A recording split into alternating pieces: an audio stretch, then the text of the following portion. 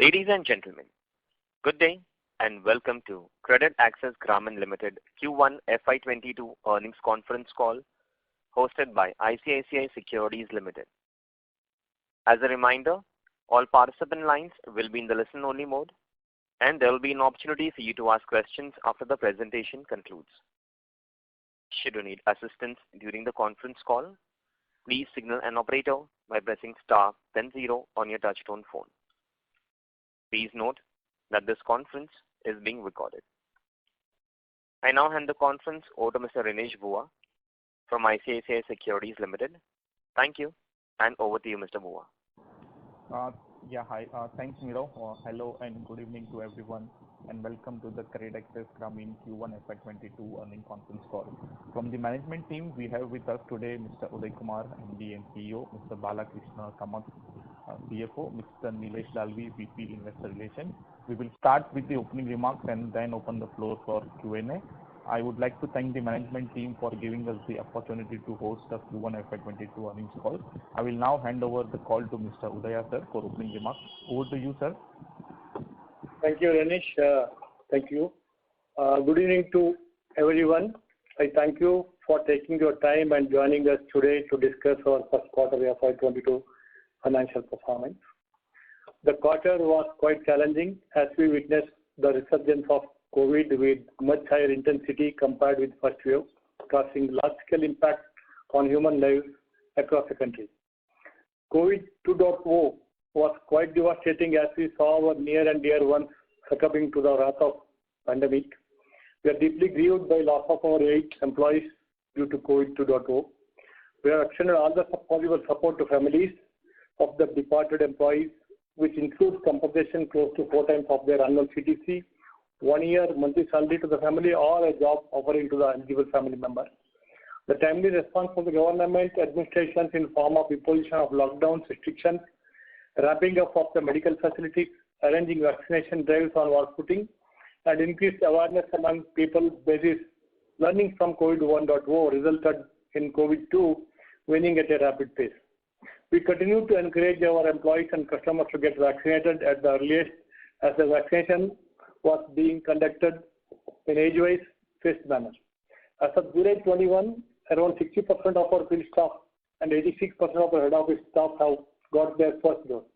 As part of our CSR activities, we continue to provide support to local administrations by supplying them with health and medical kits and grocery kits to our customers who contracted COVID. Further, we continue to facilitate vaccination to our customers at every branch, working with local authorities. Given the shorter duration of COVID-2, many businesses have been able to gradually resume their operations.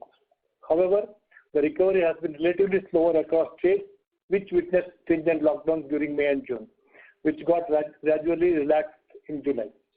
At CA Grameen, we saw collections excluding areas to decline from 94% in March to 93% in April and 79% in May, primarily on account of inability of field force to meet customers and certain customers holding back repayments to conserve cash in case of any unforeseen COVID emergency. Prioritizing on employee and customer safety and adhering to the government notifications, we announced deferment of collections in second week of May, largely up to 1 month, primarily in Karnataka, Tamil Nadu, Kerala, and Maharashtra, where stringency was quite high, while continuing with our collection efforts in other states. Important to note that there was no DPD standstill observed during the collection deferment period. Decline in collections led to increase in overdue portfolio during first quarter. However, with COVID 2.0 subsiding at a faster pace and increasing relaxation across various states in June and July, the collections gradually picked up to reaching 81% excluding arrears in June and further gained momentum reaching 91% in July.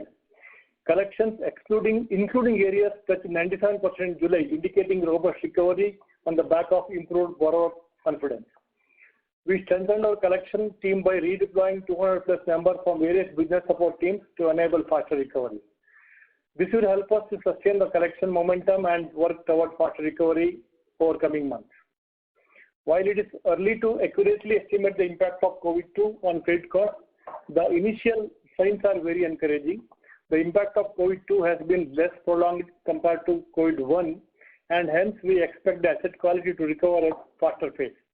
Comparing COVID-1 and COVID-2, as highlighted on slide 6 of our investor presentation, peak incremental PAR 30 during 2 was around 8.8%, calculated on March 21 portfolio compared to 9.8 in wave 1. Similarly, peak incremental PAR during wave 2 is around 4.3, calculated on March 21 portfolio compared to 6.7 in wave 1. Similarly, peak incremental non-paying customers during wave 2 were around 4.2% compared to 6.5% in wave 1. So collection efficiency excluding areas touched 91% within 2 months post end of collection deferment compared to 4 months during wave 1. Similarly, collection efficiency including areas touched 97% after 2 months compared to 7 months during wave 1. While we are quite positive on the speed of recovery, we would be in a position to provide a better clarity on credit cost by September after witnessing 2 more months of repayment behavior. In accordance to our early risk recognition and conservative provisioning policy, we have created adequate provisioning coverage based on repayment pattern observed during the month of June and July. Since we recognize stage 2 after 15 days of stage 3 after 60 days, compared to industry, we have created INR 143.5 crores of additional provision against loan in 60 to 30 buckets and 61 to 90 buckets. Talking briefly about MMFL, the collection excluding areas declined from 90% in March 21 to 88% in April, 68% in May, and 60% in June. After recovering sharply to 83% in July. Extended lockdowns across core markets led to drop in collections during May and June.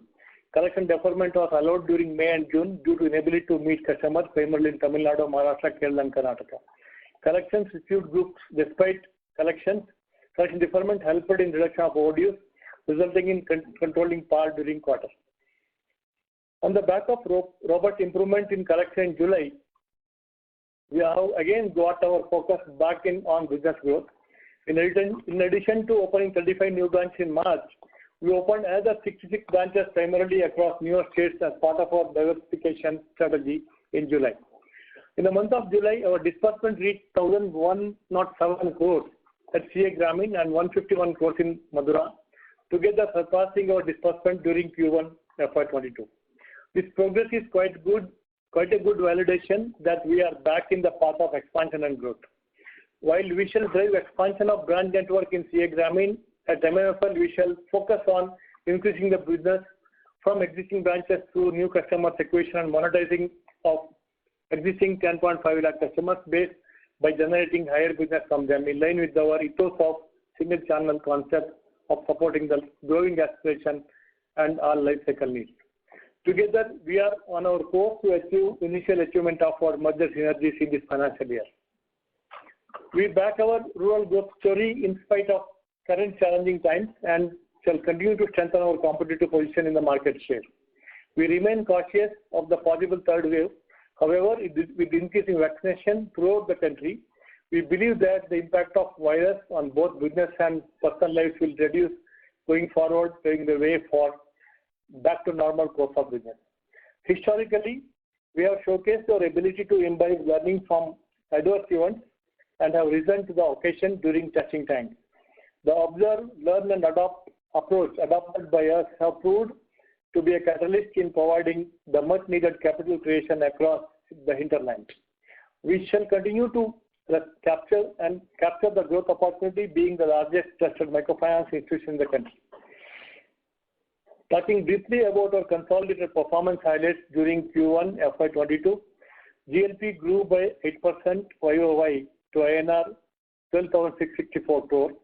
Active borrower declined by 5.6% YOY to 37.85 lakhs, mainly due to the write-off during the period. Total income was flat on YOY basis at INR 617 crore, primarily due to decrease over 21.3 crore interest income on stage 3 portfolio and reduced lending rate owing to reduced cost of borrowing. NII declined 8.3 YOY to INR 352.7 crore. We had to incur negative carry cost on account of maintaining higher liquidity given the volatile situation due to COVID-2. It is almost 2 crore per month. Pre-provision operating cost was 216 crore. Impairment on finance instrument was 188 crore, which included the impact of write-off of 79 crore. Our total ECL provision on consolidated basis stood at 732 crore, amounting to 6.3% of gross loan portfolio against GNPA of 7.56%, of which 90 plus DPD is only 4.02%. We continue to maintain higher liquidity at 2,222 crore, which was around 16% of total assets as on June 21. With improving visibility on business front and normalized operations, we shall gradually look to bring down the liquidity to 10% by September in a phased manner. This will lower the negative carry impact and increase NIMs going forward. With an improving business environment and opening of new branches, our strong liquidity, capital adequacy, and balance sheet will help us to drive growth over coming months, surpassing our last year's performance. The company has received a demand notice along with the assessment order dated June 25, 2021 for a payment of totally approximately 2,333 crores income tax, including surcharge and cess, for the assessment year 18-19 from a National Faceless Assessment Center of the Income Tax Department. The company's assessment based on legal advice is that demand notice is based on incorrect interpretation of law by assessment officer. The company has reviewed the said assessment in detail along with tax legal experts and is fully confident of defending its legal position before the appropriate tax authorities and to ensure that inaccurate basis of arriving the income tax demand is rectified based on facts, merits and advice. Further, based on advice from legal and tax experts, the company has filed writ petition before Honorable High Court of Karnataka, Bangalore, seeking to quash the IT demand notice and assessment order dated June 25, 21, issued for assessment of 18-19 by National Faceless Assessment Center. The Honorable High Court of Karnataka has further granted an interim stay on the assessment order, demand notice, and computation of tax sheet dated 25 June. As issued assessment order assessment year 18-19 by the National Faceless Assessment Center of the Income Tax Department. In the light of the said order, the Income Tax Department is restrained from collecting or taking any further steps for the recovery of the demand arising from the aforesaid demand notice. So the legal and tax guidance has been given to us that there is no need of any contingent liability in this matter. So with this overview, I would now like to open the forum for question and answer session. Thank you very much for patiently listening to me. Thank you very much. We will now begin the question and answer session. Anyone who wishes to ask a question may press star and 1 on their touchtone telephone. If you wish to remove yourself from the question queue, you may press star and 2. Participants are requested to use handsets while asking a question. Ladies and gentlemen, we will wait for a moment while the question queue assembles. Participants, you may press star and 1 to ask a question.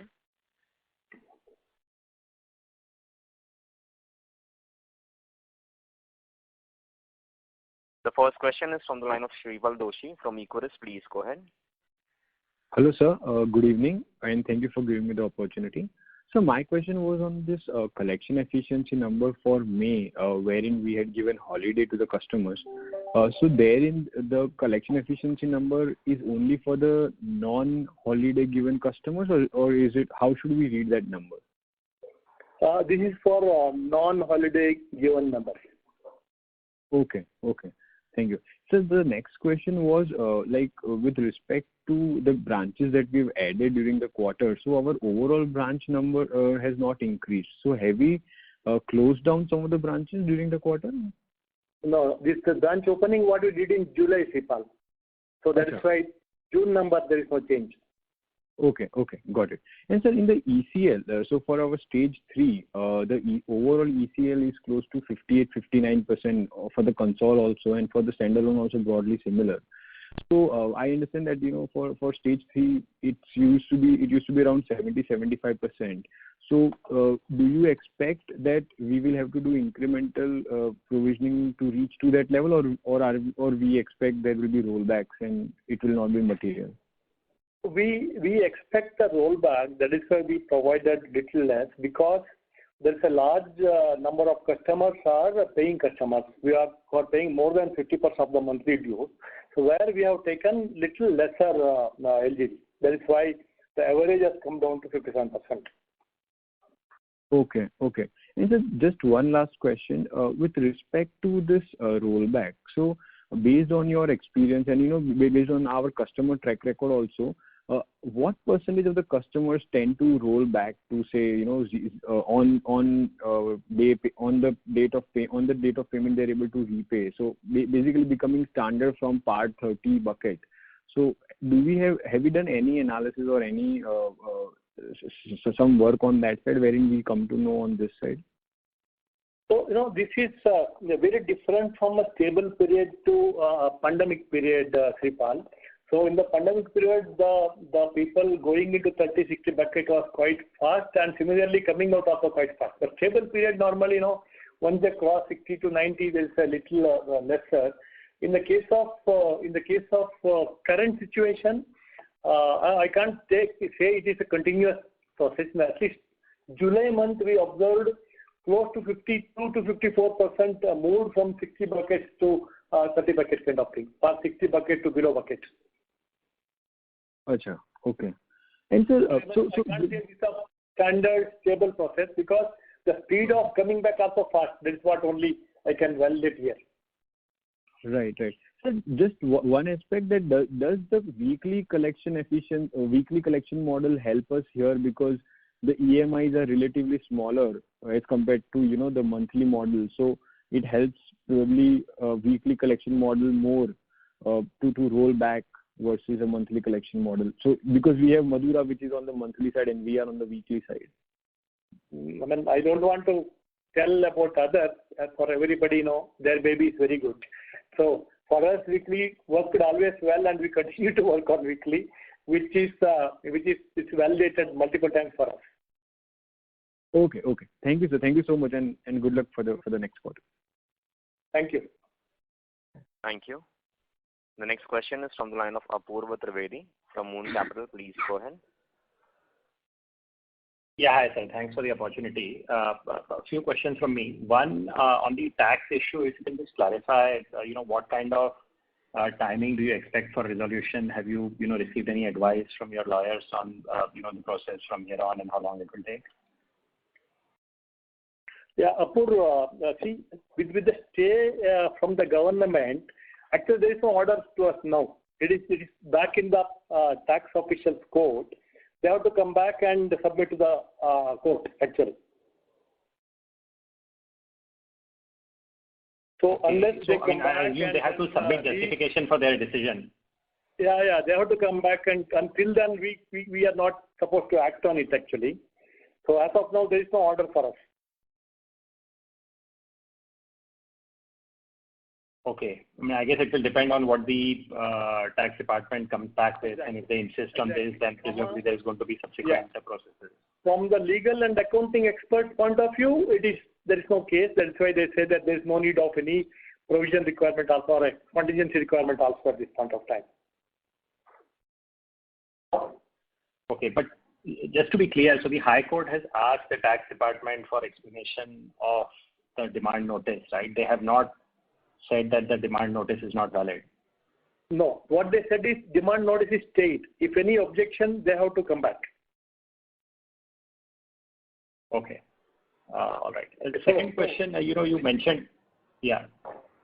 With stay on the demand, and unless income tax will come back with clarification or a modified demand or anything, so till then, anything will start only after that. Till then, it's null for us. Sure. Second question on the disbursements. You mentioned that they have normalized almost in July. I just wanted to understand what criteria you're using in terms of handing out disbursement. especially to existing customers, where there may be, for example, overdues and things like that? See, currently the majority of disbursement happening for the customers who closed loan between April to now, or some of them are March also. So, and maybe currently the normal disbursement, we don't see any abnormal disbursement for any customers. And there may be, earlier we were very rigid about even 1 week overdue we would not have disbursed, but now we are realizing that we need to be respecting the situation. So even there is 1 or 2 weeks of overdue, if they pay back that, we will disperse to them also. So there is no further any big change in our disbursement pattern. And we already started the new customer acquisition also. I think August, September, you will see increased customer acquisition as well. Plus, anyway, we opened many branches. So the new customer acquisition starts going forward. Okay, so just to clarify, when you say 1 to 2 weeks overdues are also, are you? Yeah, they have to pay that. Or 1 to 2 weeks. They have to pay. So they have to overdue, then become current before they get. Correct. Exactly. Okay. And last question, just in terms of additional provisions, you mentioned, I think you have some 143 crores of, excess provisions. How do you think about utilizing those provisions? The way I'm thinking is, in the first wave, you had a total of 810 basis points of total provisions. In the second wave, so far, it's less than 2%. Is it fair to assume that you're going to see elevated provisions for the next 2 to 3 quarters? Or you would be utilizing the excess provisions? See, what I said, the excess provision is compared to the industry standards because we provide at a 60 days basis. That is why, compared to industry, we have at least 143 crores of additional provision. However, this is part of our ECL because our ECL itself is a early provisioning process which automatically carries the management overlay, an additional overlay. That is the 143 crores. And having said that, your question is about what will be the potential provision going forward. So our strong view is that we did not have any additional provision requirement in September. We have covered significant requirement. So our sense, Q2 should be business as usual. All right. Thank you. Thank you very much. The next question is from the line of Amit Nanavati from Nomura. Please go ahead. Yeah. Hi, sir. My question again on credit cost. So basically, if I just look PAR 0, where we peaked last time around wave 1 versus today, clearly, 18% peak in September versus a 30-31% peak in June, right? And provision cover in wave 1, where we were sitting at north of 70%, that's run down to 55-56%. So how should one look at, and again, it's a repeat question, but how should one look at the credit cost, at least in the context of wave 1 customers who turned NPA where we had provided 70-75%? That should now, because you had a wave 2 immediately after the customer turning NPA, should be a 100% write-off case, and then you have a wave 2 impact on top of that, right? So are we still comfortable with the credit cost outcomes to be lower than FY21? Yeah, I think, what our anticipation is clearly the cost of credit for wave 2 should be much less than the wave 1. Even earlier we estimated, even the last year also, last quarter we talked about it. Our view is that based on the experience of our employees, based on the experience of the customers, based on that the high-risk customer already delinquent as of March 31st, so the additional incremental cost for wave 2 should be much lesser than wave 1. But I think, these are too early time to give a guidance number. Maybe by end of Q2, we should be able to give a real indicative. But as per in a gross estimation, our credit cost for wave 2 should not be more than 60% of the wave 1. Understood. Secondly, in one of the charts that you provided on slide 7, on stage 2, there was a 6% of customer base which was not paying you. That number on an overall basis, non-paying customer was around 13%. That has come down to 6.5% in July. Fair to expect that large part of that is just the improvement in stage 2, right? Yeah. Large part of them are stage 2, correct. So, at a similar level, one is not seeing that kind of improvement in part-paying customers. These were 19%, improved to just around 17%. So, would these non-paying 6% customers now be part-paying customers? Is that a fair assumption to make, which is basically bloating up the part payment customers? Sorry, I couldn't completely get your question. Nilesh, one minute. Nilesh, please. No, we can get the partial movement is only from 19 to 16 to 17. So the non-payment has moved to partial. Yeah. Okay. Maybe Nilesh is trying to clarify me. He said that basically what is happening is non-paying customer moved to partial. If you see non-paying at 12.9%, come down to 6.9%. Right. So basically 6.4% of non-paying become paying as of July. Understood. Right. So basically, as of July, 6.5%, majority of them in the what you call stage 3, because 3.5% of March 31st, which was 60-day bucket, have moved to in the 90-day bucket in the June quarter. Understood. Right. Incremental is quite well. It's what we are showing in the slide 6 actually. Understood. Last thing, I just didn't catch your comment on your 60-day plus DPD customer, what rollbacks you've seen in July. Yeah, I said about 50-52%. Yeah, 50-52% is rollback in July. So, but let us see how much in that. 60 to 90 is 36%. Sorry, 69 36%. 30 to 60 is about 54%. The rollback. In July month, yeah, I think it is a quite speed. We have to see August, September. Understood. That's it from my side. As the low-hanging fruits will be done in the July, right? August, September will slowly be moving to the hard buckets. Correct. That's why I said that's why it cannot be stable, but in a quarter we should be doing better overall. Sure. Thank you, sir. That's it from my side. Thank you. Thank you, Amit. The next question is from the line of Nidesh Jain from Investec. Please go ahead. Thanks for the opportunity, sir. So on the credit cost, if I look at stage 3 number, on that we are making a provision of 60%. There is a reasonable likelihood that we will have to make almost 100% provision on this book over a period of time. Probably this 8% number may reduce to 6%, which is the indication that we have got in July. But going forward, the improvement may be much lower. So there will be still probably an elevated credit cost for one more quarter before we see a normalized credit cost coming in. No, I agree. There will be credit cost, additional cost to P&L when we write off. But today already, if the no payment zone, already we are making 75% Nidesh. Wherever paying customer, when paying more than 50%, we are providing 50% only.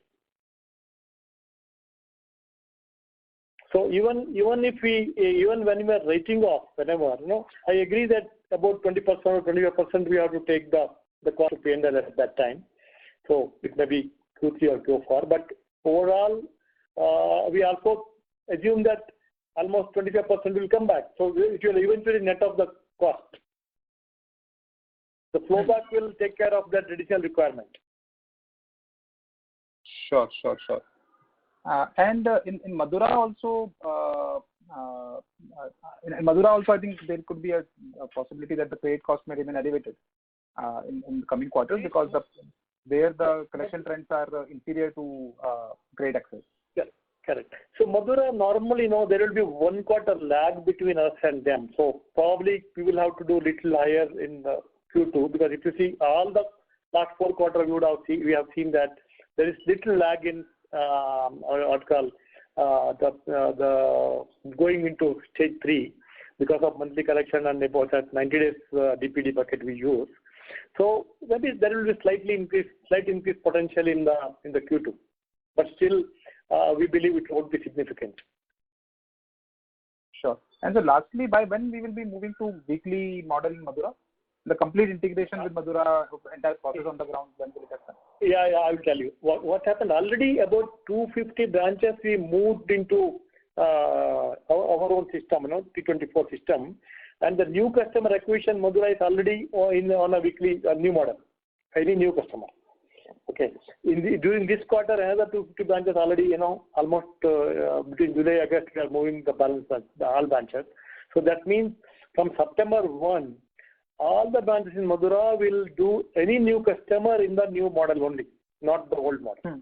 So even renewal will start from October 1. So October will start the renewal model also new, so that only the loan disbursed for the existing customer will run down in 12 to 16 months time. But new customer always in the new model with the new offering, not just the like our bouquet of products, life cycle need products, credit line, all these established for the new customers already. And then the fresh new customers, all branches will do the new model already. So we provided our CBS extended to Madura already. Sure. That's it from my side. Thank you, Nilesh. Thank you, sir. Thank you. The next question is from the line of Prateek Chheda from IIFL Securities. Please go ahead. Yeah, thanks for taking my question. My question is more on cost of funds. We've seen a sharp increase in marginal cost of borrowing on a sequential basis. So is it completely coming from your higher liquidity on the balance sheet, or has there been some increase in lending rates from our lenders as well? Actually, no, we borrowed very little in the quarter. The marginal cost increased because we borrowed only two long-term funds from international and domestic. That's why the cost looks high. On a normal course, our cost is not high. Our overall cost is, the last 12 months is little high because a lot of lot of funds legacy cost is still there. Whatever we borrowed as short-term fund in the last 9 to 12 months. So there is a rundown of the low-cost funds. So, but overall cost, is still at 9.2 only. Overall cost of borrowing. It is 12 months there's slight increase, and the marginal cost for the cost is increased. Overall cost of borrowing is still low, and our pricing to customers not changed. Okay. So your pricing, do you plan to change your pricing then in the upcoming next 6 months? And do you feel that the cost of borrowing has pretty much bottomed out at this level? We don't see cost of borrowing going up. Probably it will remain stable for some time. We are not anticipating increase in the cost of borrowing. However, we have to see how the new regulation comes. Maybe there is an opportunity to increase some pricing. Okay, thanks.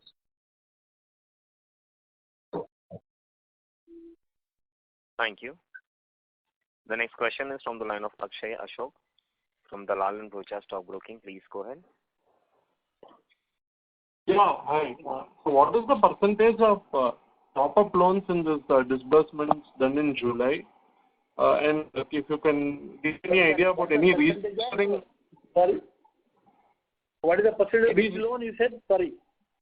The disbursements that you have done in July, which exceeded the entire quarter of June, what you said, right? What percentage is top-up loan does?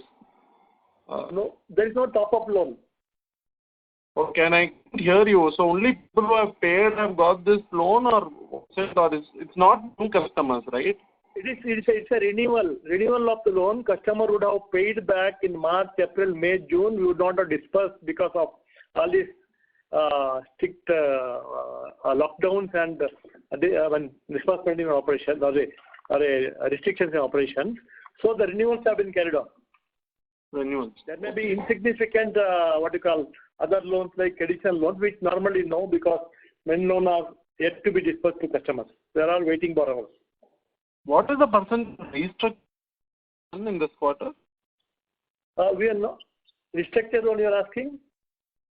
Restructuring, yes. Have you done any restructuring? Not do restructuring this quarter. Our overall restructured portfolio is only 0.7%, which was majority done in the quarter of March. And I think hardly we did about 6 crores in this quarter. Okay, so one of the major we don't have a restructured portfolio much. You don't have. So you have to maybe take write-offs if it slips. You can't restructure. Our strong way is to exhaust all the opportunities before going to restructure. And restructure is only where there is some cash flow with the customer. So without that, we won't restructure. It will be only a postponement otherwise. So that is why even the last time also we did very little. And this time also we may do very little where there is some cash flow is available, but they need some support. We will do, but maybe in August, September we will do, but it will be very little. We are not anticipating too much of restructure. What is the percentage growth you guys are anticipating for FY22 and GLP growth? At least if you can give a range of. See, I'll tell you, sir. I give a comparative. Last year we got 6 months, 5.5 months of 6 months of growth period. We are able to grow close to 13%. Okay. This year we would get, including July, if you say we will get almost 9 months of period. I mean, just I am praying again that there will not be wave 3. Okay. So given that we get 9 months time, definitely will surpass what we did last year. Okay. Last one, for these microfinance companies, always you are comfortable if the collection efficiencies hit high 99% levels, right? So you think if normalized, you feel we will reach those kind of levels, because microfinance, for it to be very successful, you need to hit high collection efficiency numbers of 98-99%. You feel at least by the end of FY22, if there's no third wave, you hit those collection efficiency numbers again? I think 98% is potential, 98, 99. With the behavioral change. That no, sir. Before COVID, credit access used to always have, and GNPA below 1%. Wait, I'm coming there. So yeah. The behavioral change has changed the overall credit cost to some extent. Our sense is, 98, 99 or 1% cost probably will move to 1.25 to 1.3% going forward on a stable cost, stable period, and it won't change too much. But at least 20-30 bips will increase from our earlier period. So that means about 1.25 to 1.3% should be a potential stable credit cost. So that is what our estimation. Okay. Thank you so much. Thank you. All the best. Just to give a clarity, even let's say in March we have done about almost 94-95% collection we reached. So with about 3.5%, 60 days plus portfolio. So that means we reached 98%, almost. Correct. 3.5% is your NPA, and 95% collection. So that means that the shortfall is only 1.5%, right? Okay. Thank you. Okay. All the best for the next quarter. Thank you very much. Thank you. Next question is from the line of Shreya from CLSA. Please go ahead.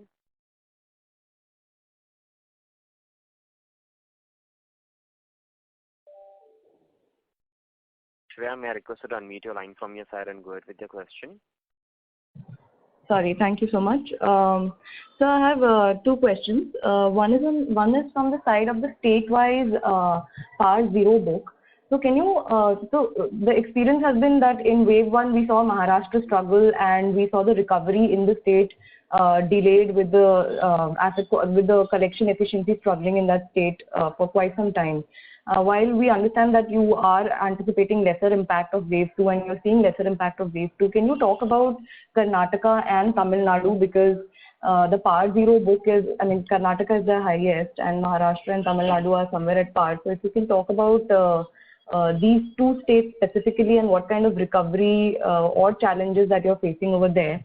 And so second question I have is from, there are these, your annual report talks about these loans that you have come up with. There is this COVID exigency loan and there's a 3-year tenor loan to help businesses, help restart businesses.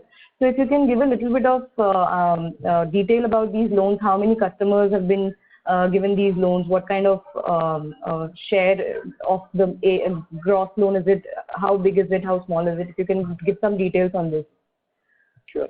So if you see a slide, slide 4, so Karnataka already come back to 92% collection in July, if you see. So that's why we don't see any worry in Karnataka actually. So nor we have any worry in Tamil Nadu, which also back to 90% already. We may still have a little worry in Maharashtra only, despite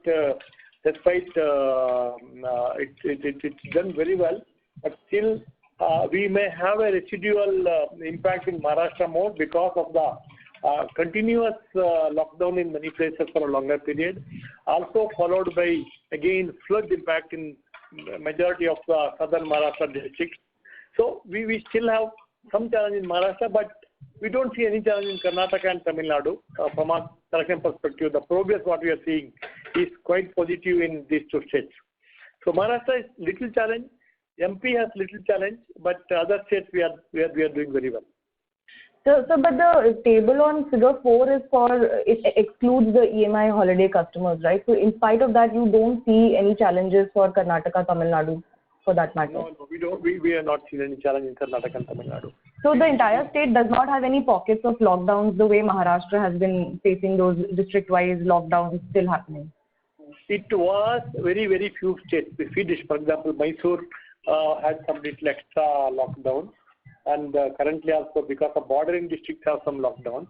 Bordering districts of Kerala has some restrictions, but we have not seen any major impact in those. There are some delay, but we don't see any challenge there. Maharashtra, we have some challenges because of the multiple impact in that particular geography, particularly southern Maharashtra. If you see last 2 years, there are multiple impacts continuously. The flood and the COVID, the long-term lockdown, again flood, again COVID, and again flood. So 5 events happened in last 24 months, so which was little over for that geography. So we respect that, and there will be some impact. If at all, our higher delinquency, it will be Maharashtra, not Karnataka. Okay, sure. And sir, on the COVID, annual report data is basically the two things. One is about restart is nothing but the restructure portfolio. I think we did about 11,000 odd customers, about 75 crores, which was done in Q4. So that was highlighted in the annual report. And we also support.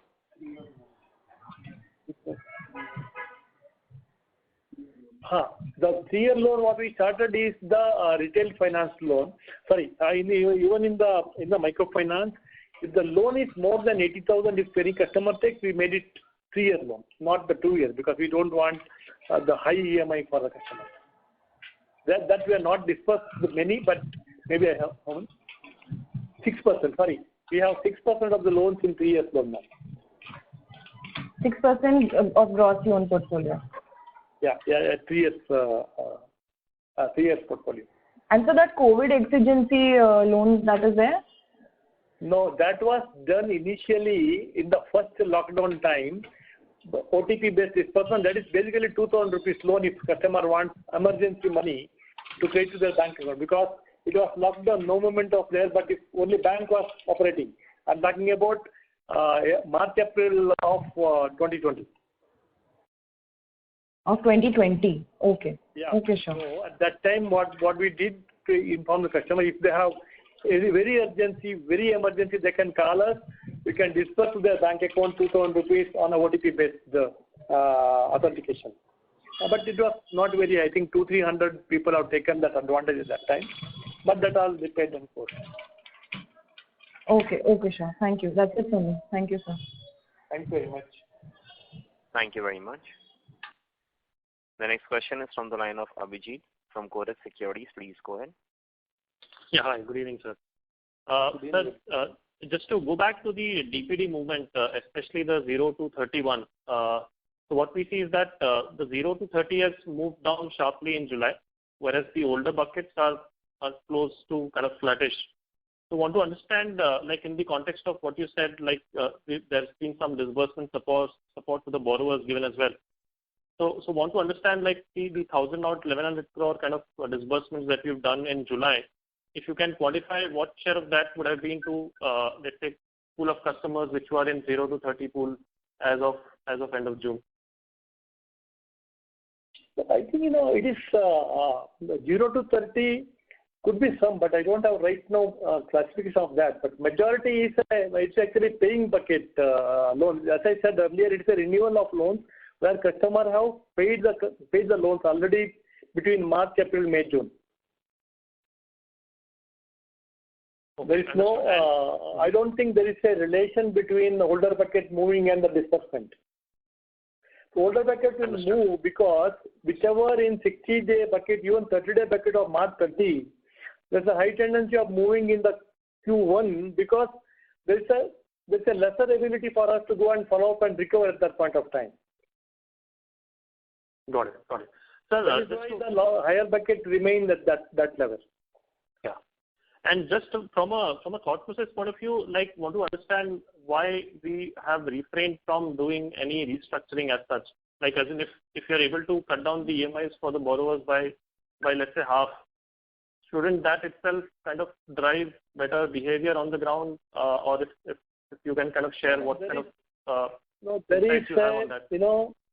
We need to realize that a group of customers have their own cohesive approach. Okay, we should recognize that if there's 15 people are there, 5 people like we go and restructure and do everything, there is an impact on the entire behavior of the entire group. We should be careful in doing that. That is why we take this as a last approach. We want to go with the current because everybody has their own tendency to approach. They have a cohesive nature. They support each other with a specific value and their ability, right? So we on our own should not go and dilute that initially. So we will take all the steps possible to recover in a normal course and change the behavior, change the pattern. As a last resort, we may go back and take the group approval to do it, not now. So that's why I said we may do it, but as a last resort. And where there is a ability of customer there to pay at least some money, because we can't go and just change the and do the restructure. There's no necessity actually. Even the last year also we did not do the same. We did not do that. We actually took the approach of taking the last resort and did only some 11,000 odd customers, and it gave us good result. And we believe this will give us good result this time also. Very helpful, sir. And it is not an individual loan. Please keep in mind. It's a group of customers came together, and we are working with a group. We should be extremely careful tinkering the loan of individual within that group. Got it, sir. And so when I look at the PAR trends for Madura, we don't see similar kind of movement as we see for Credit Access. This is on slide 8. So has there been a DPD freeze during the interim months, like until June? Yeah, in Madura we had some DPD freeze was done in the month of June, actually. So that is why there is a movement is slightly different. That is why we expect the movement will happen this quarter. That's why we said there will be some lag in the movement into DPD bucket. So we can expect a little higher credit cost coming in Q2 for Madura. Got it. The last one is that overall perspective it will be insignificant because we don't expect anything other than business as usual in Grameen. That's why overall we don't see any impact. Sure. And so there was one news article which said that Sadhan, which is the industry body, has recommended that SHG loans should be also included when calculating the household income under the new set of guidelines. So I want to understand, like, how does it impact our set of geography in terms of overlap with the SHG portfolio that banks run otherwise, let's say in Tamil Nadu or some of the southern states where we operate? No, that is already there, Abhijit. So even today, if already she has borrowed, if the data is in bureau, automatically we will not lend, right? So the first step they should work. I mean, all of us are insisting, RBI and banks, that SHG data should be on the bureau. So once it happens, we don't need any other rule. Automatically, one will not lend to them. I mean, that will be part of that total exposure requirement automatically. The problem statement there is the non-availability of SHG data on the bureau. I think the drive is to make the data on bureau. So once that happens, automatically that exposure overlap will come down. Okay, got it. Great, thanks a lot.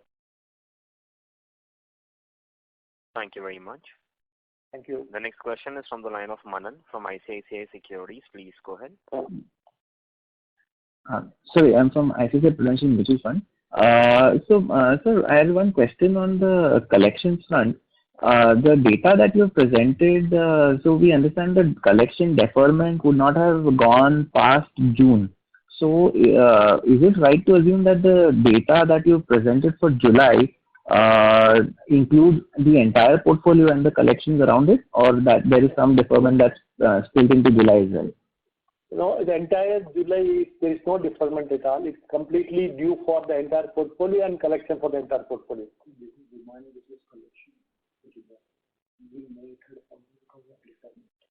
So May and June, it is May and June there are some deferment. That is why the collection value is less. Demand and collection both are less. Whereas July, there is no deferment to anybody. I think second week of June, our deferment was over. I think 12th of June we started entirely collection. So all the book has more than 15 days, more than 3 weeks, close to 3 weeks minimum as of 30th June. So even if even there's a 15 days delay, it already moved to a stage 2 bucket. Got it, sir. Fair enough. Thank you. Thank you. Thank you. Participants, you may press star and 1 to ask a question.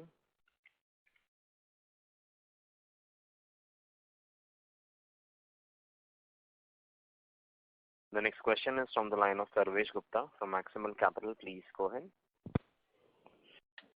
Good evening, sir. Just wanted to understand little bit more on this income tax issue. Obviously, this being 2/3 of the net worth is a very, very large issue to deal with. So, how exactly is this 2,300 crore demand computed? Because it looks very, very large compared to the size of the operation. So, if you can just throw some light on the calculation of this 2,300 crore. What is it exactly? I think we have clarified to the exchanges whatever we can clarify. As we said, there is a gross inaccurate calculation by the tax authorities, and also we said that the tax and legal people have reviewed this and assumed that there is no requirement of contingent liability against this. So to that extent only we can clarify at this point of time, Sarvesh. No, like this 2,300, can you break it up between the penalties and interest component, and how exactly? No, it's the prejudice. No, that is why we can't do that. Okay. Prejudice, right? The matter in court, right? The courts change matter, so we will not be able to do that. But yeah, we can give the implication we already said. So what is the implication that the court has changed it? And the legal and tax consultant and accounting consultants clearly said that there is no need of contingent liability for this. So that much we can clarify. Okay. And other thing is that when they have advised you, have they advised you on some settlement amount or anything which you might have to pay to settle this? No, when there is no demand, where is the settlement? Demand itself is cancelled, right? When the stay means there is no demand as of now. Stay. When the stay is not, when the stay means their demand is not there on our hand right now. So they have to come back with whether their objection, demand, clarification, modification, whatever it is. So that's why that's why we said there is no need of any contingent liability. Okay. And since you have put in the data for 10th of the first week of July, what has been the trend in this month of August, like 10th of August or something, in terms of the collection? So the trend in July is continuing as of now. If you see, we have put even up to last week of July. Understood. Okay, but the same trend, similar trend is continuing. Okay. And page 4, you can see the trend week-wise, 10 July, 17 July, 24 July, July month. So similar trend is continuing even now. So given this, in the absence of any third wave, are you suggesting that you might see some reversals in the provisions in Q2 and beyond? As I said earlier, normally low-hanging will get captured in July, and slowly we will get into a harder collection bucket also. So I can't say the same trend will be there for the entire quarter, and we are not. It is the early stage within 1.5 months, so we need to see carefully for the entire quarter. That's why we'll have difficulty to give a complete direction on where it will move. But what we can clearly tell that we have covered significant requirement, and the Q2 should be only business as usual requirement. If at all there's a provision, it's only business as usual. This is what we anticipate as of now. But we would need little more time to comprehend the accurate estimation. Understood. And on the gross loan portfolio growth, any guidance for this year? As I said, considering last year we got only 5.5 to 6 months, we still grew 13% YOY, despite we are down at 8% as of September. So considering that we are getting almost 9 months right now, subject to no third wave, we should be doing and we should be beating last year's numbers. Okay. And this recent change in regulation, or rather, the proposed change in regulation for the removal of the interest cap, the spread cap. So, have you already? When are you expecting that to come in, and when is the company going to act on it and increase the pricing, or rather the spread?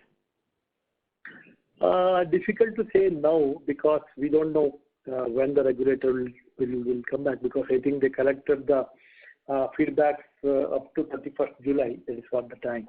So normally regulator will take 1-2 months time, but we don't know really.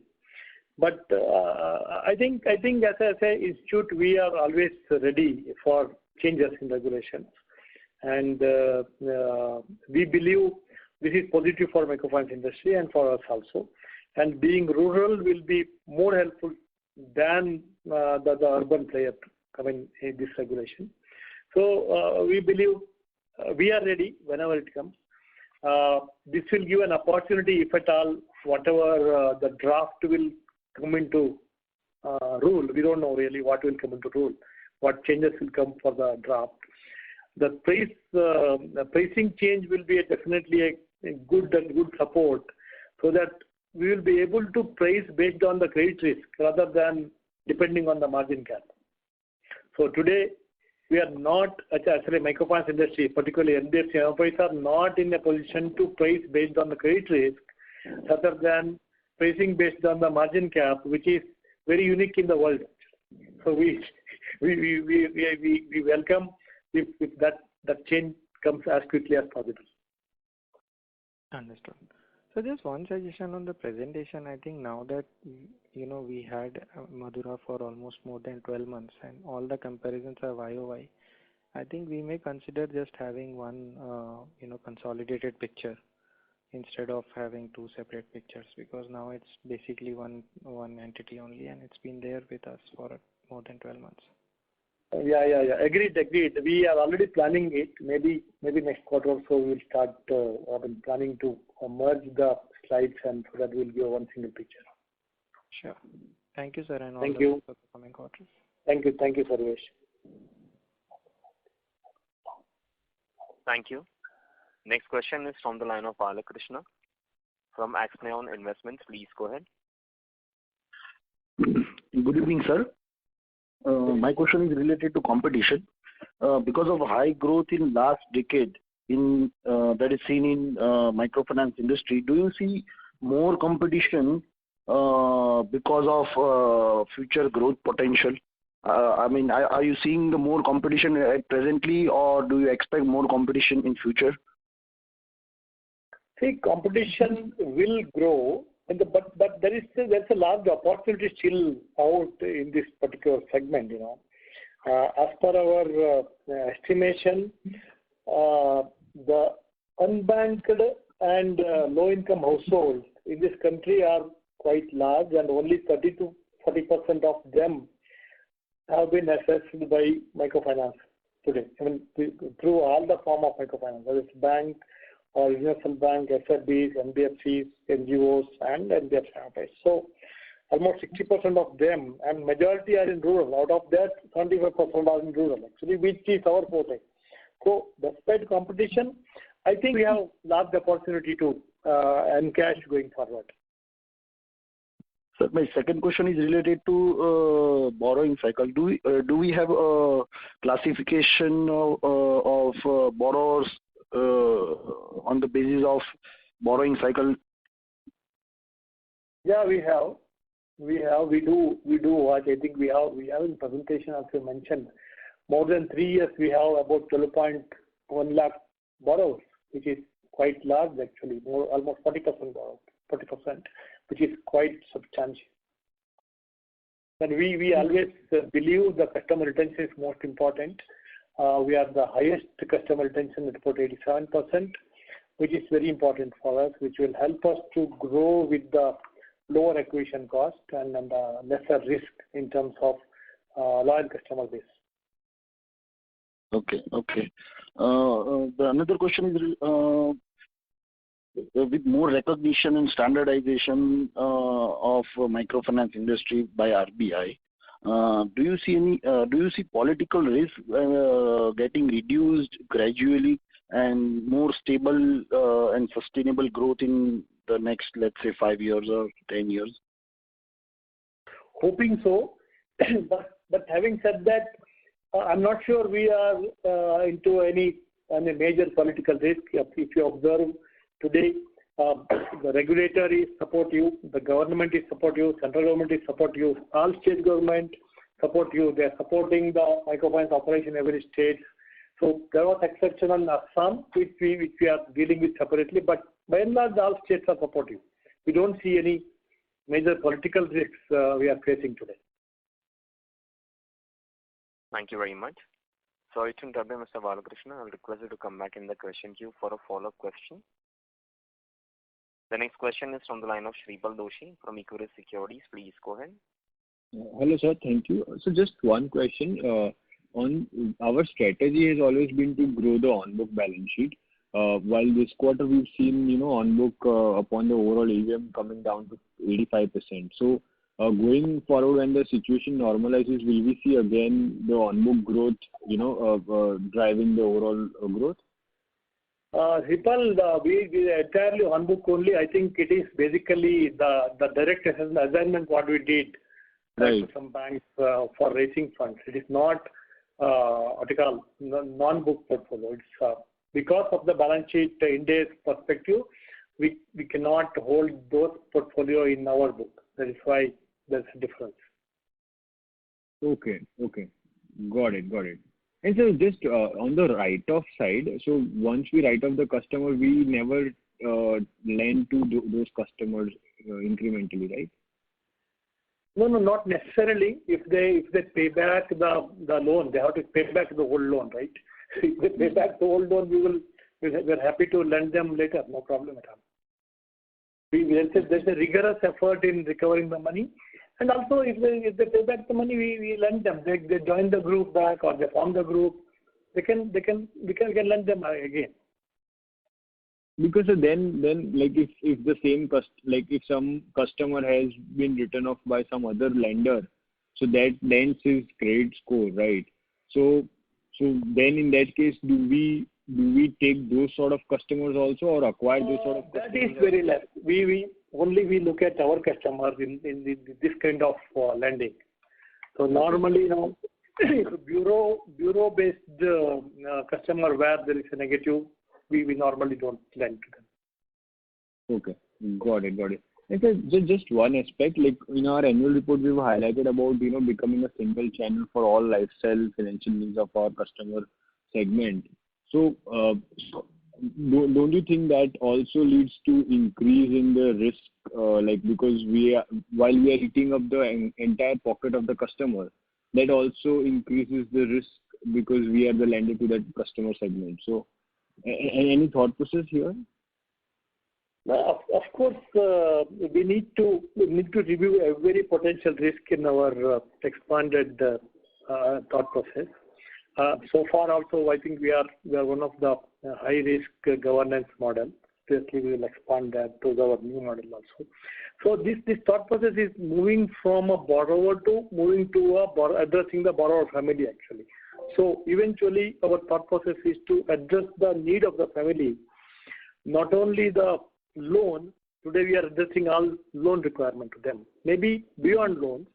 Obviously, we will review every set of risks, piloting each one of that, identify the risks, identify the controls, and then go with what is controllable. Now, we may not do everything what they need, but what is controllable, what is not controllable, we definitely will not venture into.